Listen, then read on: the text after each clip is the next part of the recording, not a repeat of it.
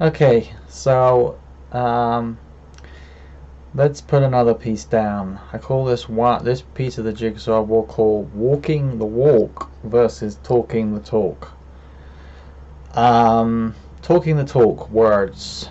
People can say whatever they want. If you say to someone, "What do you believe?" and they say a bunch of words. I believe this. I believe in this religion. I believe in this spirituality. To me, I don't listen because words mean nothing to me. The only thing that means something is walking the walk, is how you actually behave, what you actually do. You can say you're whatever, but if that's not how you behave, what relevance does that go to anything? So, what I'm looking at in someone's behavior, they say to me, I listen to you, Mark, and I am very much the same. I've heard this a lot. And you start talking to them. Oh, it's a very loud clap of thunder. Gods are going to smite me down. The mighty smiter, as what was that movie? Lila, Jim Carrey. Love Jim Carrey. Probably a grey zoner. It's hard to say who is and who isn't a grey zoner. I don't like to name names, but there's some people that are pretty obvious to me that are grey zoner-ish. I'm gonna say Jim Carrey. I'm gonna say Matt Bellamy of Muse. Who else? I have no clue. Ooh, my lights up. Hurry! I could disappear. I've been struck down by the mighty smiter. Um, Lots of people. There's lots of people who are some shade on the grey zone path. God help them. You have my sympathies, because I know. The gift and the curse. So, walking the walk. What does walking the walk mean? I met somebody. I was in Airbnb and we had an interesting discussion. And they were like, "Well, why do you? So, who's a good example of a highly elevated person?" And I said, "Well, probably the person, the best example would be Jesus, to be honest with you, even though I'm not in any way what you call religious. I begin to explain these videos what I know to be the truth. Certainly religions have a tiny bit of the truth there and a little bit of the jigsaw puzzle, as do other spirituality. So the piece they have is with Jesus. The rest of it that's in the Bible is just a bunch of stuff written by men, mostly for power and control of various other people." I'm getting scary noises again outside. I really do think the aliens must be out there. Perhaps that's what the lightning is. The mothership, it's coming down. Yes, Jesus is so you can talk the talk. There's lots of religious people on television, and they write very successful books, and they've got lots of people coming to their churches, but they're just talking the talk, and they're very good at talking the talk, and they're very good at being influencers and having a bunch of people who are attracted to that program. But there's nothing else there. They're not capable of walking the walk. Because if you walk the walk, you wouldn't be behaving in any of the ways that they behaved. You didn't see Jesus going around, trying to make loads of money and telling you that if you pray to God, or that God will take care of you financially and make your stocks go up and your house value go up. And I mean, this is the ultimate distortion of of everything that Jesus talked about, right? Like, the only people he got angry with was money changers and bankers, basically, and people who try to acquire vast amounts of wealth.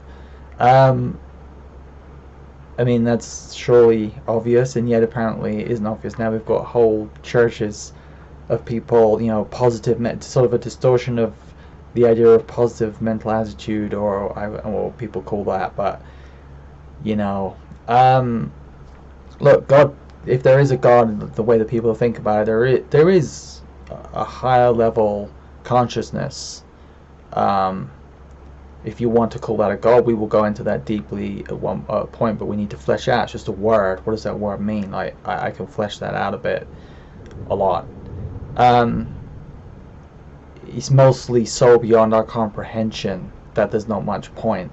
It's like, so walking the walk, would be using your money and your influence to try and help other people, not for your own betterment. Oh, I give to charity, so your ego is massaged and everyone says what a good person you are. but doing it genuinely, anonymously to help people and elevate other people for a start. Mostly walking the walk is about what I'm saying, trying in every interaction and every moment of your life and every aspect to be like Jesus did, walking around and actually treat people and yourself in the way that we're talking about, not being reactive, not judging people.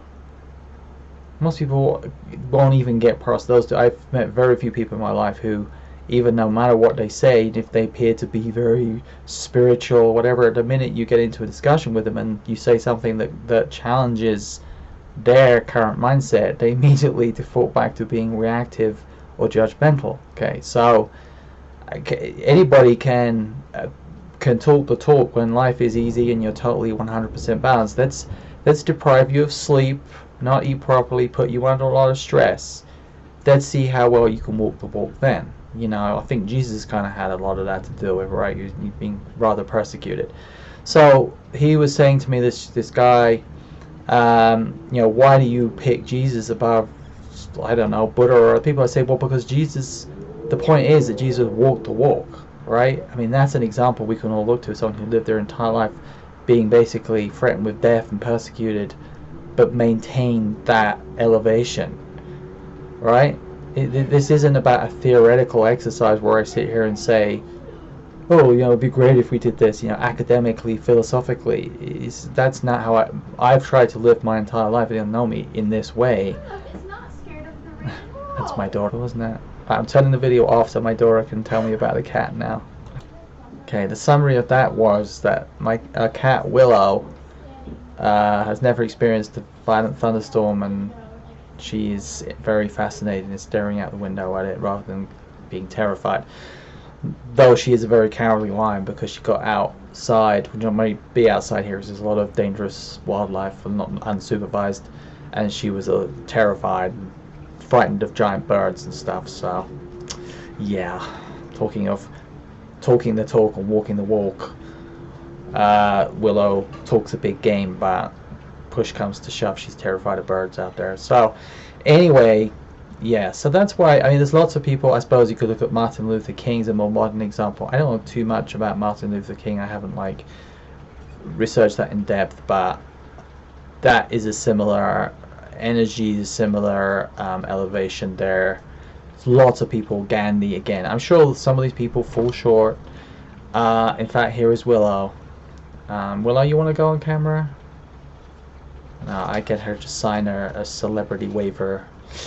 But this is what really matters. It doesn't matter just listening to me and going, oh, that's very interesting or whatever. It's can you apply this, not when you are all calm and every life is good.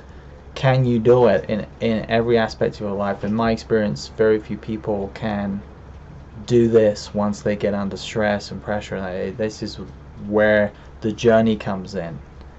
It's the same thing with power. If you have power over somebody else, how do you behave? We see in our world all the time how most people behave. This is what way you have to work on yourself, observe yourself, and it's very difficult and it's a lot of work, and we're all going to fall short. But then we have to examine that and keep working on it, and we all have to learn to forgive other people who fall short, because we are all going to. And what we see in our world right now is everybody talking the talk. An example of that would be like this whole wokeness thing, which I don't pay any attention to, but this is more sort of collective self-delusion. If you say you're something, then you are something. I mean, from what I observe on social media, which I try to avoid, these people are like a baying mob who, if you say one thing they don't like, they react immediately, and they try to, like sort of wild pack of animals, tearing these people to pieces. They never give people a chance to evolve. If they try to apologize, then that's wrong. They're just extraordinarily reactive, and as I've said, I think it's a phenomenon of getting an endorphin rush from that reactivity in their mind, that emotional rush of attacking somebody else. It's not productive. It's not. If it was the irony is, if what wokeness meaning anything be what I'm talking about, this is the dead opposite of wokeness. Again, a classic example of talking the talk but not being able to walk the walk. It's a brilliant example. Of course, there are some people who are not like that, but if you look at social media, this is 90% of what it has become, and anybody that is of sound mind has quit social media because they can see there's absolutely, as I'm not a Taoist, as mentioned Taoism, but as a great Taoist parable, Mao walks through a forest and a batch of wolves come charging, and he runs up a tree to escape, and he's trapped for a week, starving and miserable and hating these wolves. And when they finally give up, so they need food, and he gets back to the village, and he's trying to get the villagers, just go and kill the wolves, they trapped me up a tree for a week. And his master says to him, the wise person in this, trying to impart some wisdom, well, why did you take that shortcut through the forest? You walked through their area, and they want food, and you were food, so it's your fault. He's like, what do you mean it's my fault? So this is, a parable about the fact that people don't examine their part in the walk here. This is what you've got to look at, your actual behavior. So in the example of these people on social media, if you really believe the words, talking the talk that you talk, you would not behave. You would give everybody a chance to explain themselves carefully over, and that takes a lot of work. And then, okay, if they could admit that they see something in themselves that they want to change, maybe they were said something racist, maybe they were sexist, whatever it is, give them a chance to evolve, give them a chance to move forward, because this is the only way any of us can move forward. If every time somebody says something we don't like, they get torn to pieces by the wolves, we'll never get anywhere, because eventually people will stop saying anything, and it'll be like the thought police, and everybody will be afraid to say anything. I've said this since I was a young kid. I was in debate, etc., society and stuff, that the worst thing that could happen is censorship and silencing people, because we need to know what people are thinking. If we have like a full police where people are too frightened to say, maybe they are thinking these things that we don't like, but we need to know that, because how else can we move forward if we end up to have this baying mob as effectively a form of censorship? And then for young kids that are concerned, like they go on the social media, now they're thinking that is how most of us think. No, this is how we call in science the selection bias. Sane people have all left social media, so all that's left is this baying mob. But that is what they perceive to be how most of us think. It is not how all of us think. It's just a bunch of people that are getting off on reactivity, righteousness. It's a great line by Joss Whedon, I think. I remember watching, I don't remember exactly, I'm sorry. Maybe in the series Angel, but there's a character who gets very angry, and they gave this brilliant angry speech. And then the other, most people will be agreeing with this character, and the other character says, it feels good to get angry, doesn't it? It's very simple, very clean. And this is the problem, like, it does feel good to get your rant on, and to be righteous and whatever. We all can get off on that, but it's just what I call this base nature. It doesn't actually move us forward. It doesn't, even though other people might say, oh, that was a fabulous, whatever, and everybody's picking sides. The problem is, if we all pick sides, then we're on different sides, and then we have what I call clash of cultures. And once I go through this filter event, you're going to see the only way we are going to survive in the next 50 years, 70 years, I can't put an exact time frame on it. This civilization is not going to survive if it does not solve this problem. You're seeing the early warning signs and tremors of what I am discussing here, so I call this the clash of cultures problem.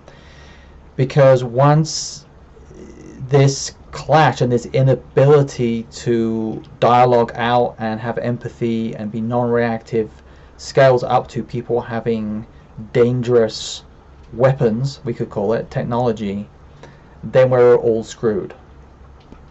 And we are very lucky that we have got this far without that happening, is the truth, when we review historical events from like Nazi Germany through till now.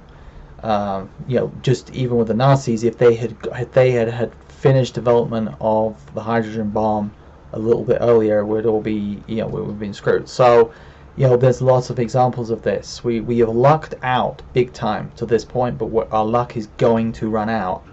And and I will explain this more about technology and why the luck will run out, very likely. And the thing we have to solve is, if two people disagree, how do we resolve that without it being this righteousness, without it being the resonating these lower base energies and trying to get off on it, and you're right, you're wrong, and I'm right, and these people agree with me, and everybody dividing up into tribes. This is what is, we are going the wrong way. Which, by the way, I said I made these predictions 30 years ago, and this is part of what I predicted. And why did I predict that? Well, it's a logical consequence of the power and divide and conquer. So don't expect this is going to get better. It's going to get worse, because it's a very powerful tool, and most people have no ability to shield themselves or understand. It's very hard to do. So if you're like this, I remember talking to Jim Zach, if you're listening to this, and I won't say who he's talking about, but talking about trying to influence other people like this, and just point out to them like you're being reactive, well, of course they react to that, so you can't even point out the reactiveness, and they're mad at you for saying they're reactive. You know what I mean? I'm not reactive, you're reactive. So there's no easy solution. So what I'm saying is I talk about energy or vibration, whatever. We have a system that is vibrating or resonating or conducting most people into this state, and they have no capacity. We'll talk about the programming, but they just in general don't have a capacity to prevent themselves being resonated, and all of them are getting off on being resonated like this. And they can even tell themselves, this is great, I told them, and I'm on the right side, the righteous side. The only way we can solve this problem is for everybody to work on themselves to, like I'm saying, to not react, to give yourself time to dialogue it out, to learn, as Jesus say, elevated thinking, forgiveness, no matter what people think. It doesn't mean that you're a pacifist, that you are... let's take the example of racism, because the thing is very topical right now. I think we're really moving forward, actually, here, finally, on this one. But there's still a lot of people that... Wow, that's a big clap of thunder. Did you get that on there? That are playing this game. That they're picking their righteous side, either, let's take the people that say they're not racist, but they essentially are. For example, the example is very topical. I just watched the England were in the final of the European Soccer Championship, and the players take the knee. And then you've got politicians, and the politicians are whipping up their tribe to say that taking the knee is a political statement. It's a party political statement, which is obviously stupid. It's not a political statement. It's a statement against racism, because that's what they've said in their statements. They've released statements saying we're taking the knee because we're against racism. So the only political statement is from the politicians who are making a political statement about that. I mean, duh. So, but most people can't see that because they're so trapped in their tribe and their program, and they want to agree with the people who say that. Yeah, you people. What it really means is, at some level, they don't want to confront this racism. That's what that means. I'm not calling them racist. It's levels of degree, but at some level, there's part of themselves that doesn't want to confront this race issue. They just want you to go away and not talk about it. It's like people who are homosexual went through, I just don't want to hear about that. And now people are transgender, I don't want to hear about this. But to move forward, we have to talk about these things. And now the other side, the people taking the knee, mostly that's coming from a place of wanting to support, and quite rightly wanting to support that movement. Absolutely. Of course, there's some people that are making a political statement of it, and those people, that's what I'm saying, they also need to look at themselves. So when they see these politicians and these other people, they will aggressively attack them. You're all racists. you don't support us taking the knee. That's not helpful either. That's the extreme on both sides, okay? Extremes and extremism, extreme points of view don't help anyone. They're always base nature.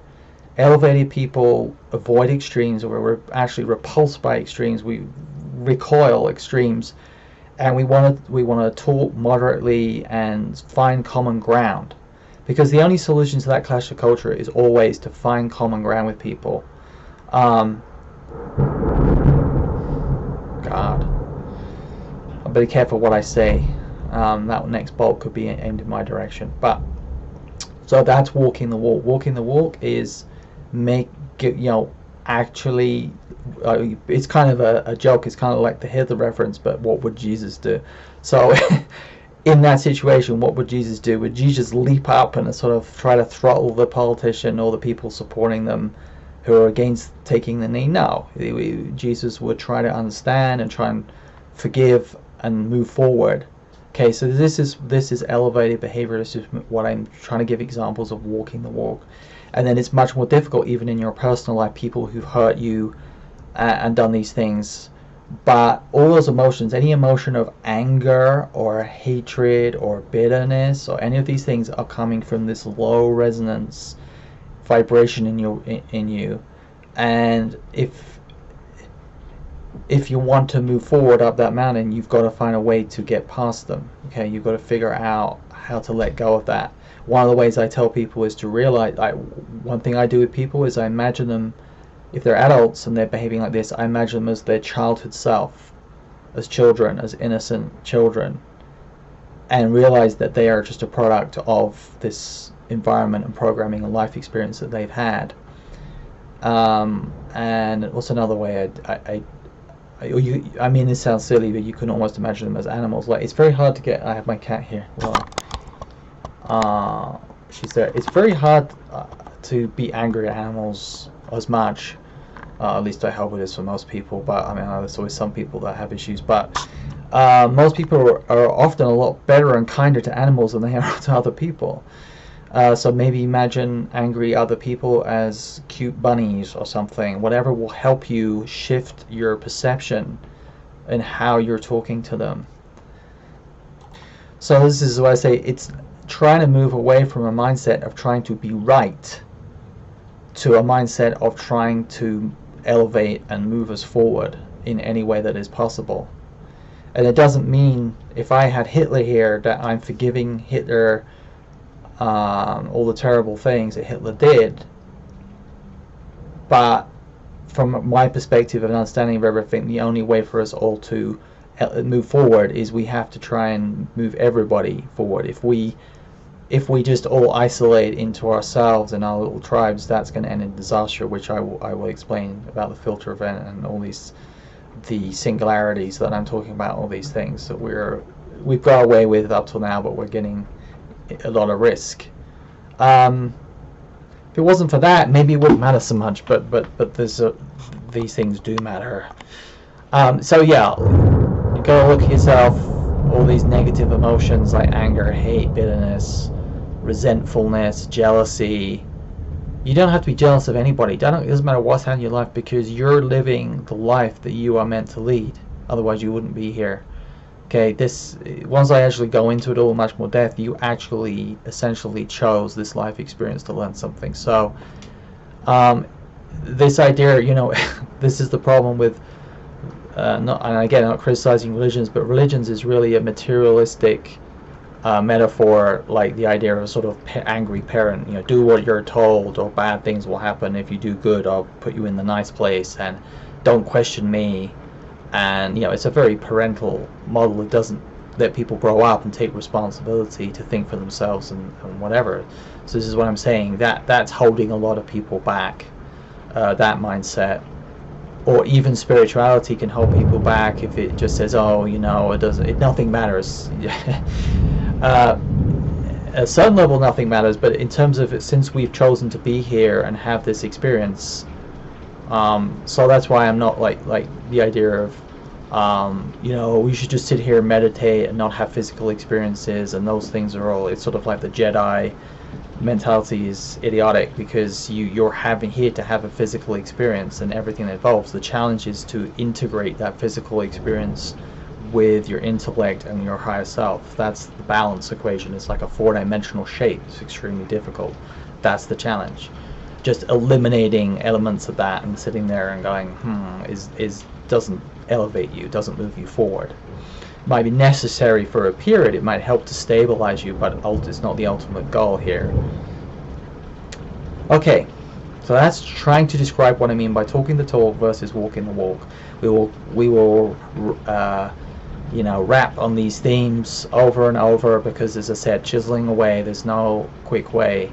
But this is what I'm about. And then a big part of this is also going to be your physical, mental health, because unless you optimize that, your own physical issues, which I went through, incredible like chronic pain issues, and then it eventually affects your mind. So now your mind is being affected by physical pain, and so it's very difficult to be elevated and walk this walk when you're in agony and you feel terrible. It's an impressive natural theme tune I've got to this video, right? Okay. So we're going to come back to a lot of this over and over and over. It's just, there's no one thing. Like, some videos are sort of more sciencey, technical. Other ones we'll talk about this. There's no one thing. I'll probably try and divide them up into sort of categories at some point. Okay, take care.